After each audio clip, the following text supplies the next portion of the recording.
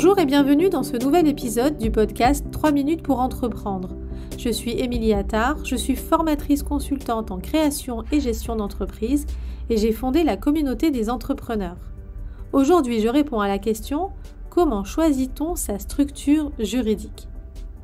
Lorsque j'accompagne un nouveau porteur de projet, c'est la première question qu'il me pose. Quel est le statut juridique que je dois choisir ? Cette question, elle est légitime puisque le statut juridique est l'élément central de ton activité.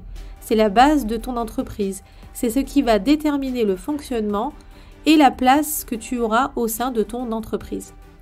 Mais il est impossible de choisir le statut juridique de son entreprise si on en est au stade de l'idée.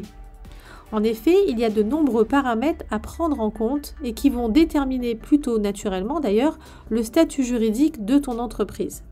En réalité, si ton projet est bien construit, si ton business plan est finalisé, alors le statut juridique de ton entreprise va s'imposer de lui-même. En France, il existe 8 statuts juridiques différents et des particularités dans chacun des statuts proposés. La structure juridique la plus utilisée par les entrepreneurs est l'entreprise individuelle, car sa mise en place et sa gestion est simplifiée. D'ailleurs, le régime de la micro-entreprise est une entreprise individuelle. Si ton activité impose la mise en place d'une société, alors tu as encore une fois le choix entre le URL, la SARL, la SA ou la SASU. Enfin bref, tu l'as compris, tu as vraiment le choix.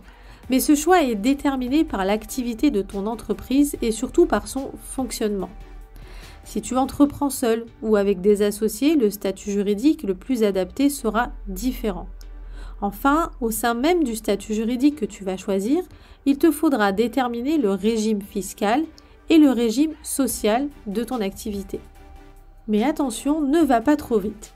L'expert comptable ne pourra t'aider que si tu lui présentes un business plan complet, c'est-à-dire que tu auras travaillé ton modèle économique, ton étude de marché, ta place au sein de ta société, si tu auras des salariés, des associés.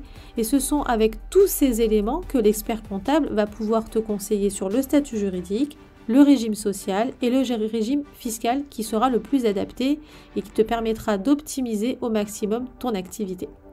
Allez, c'est à toi de jouer.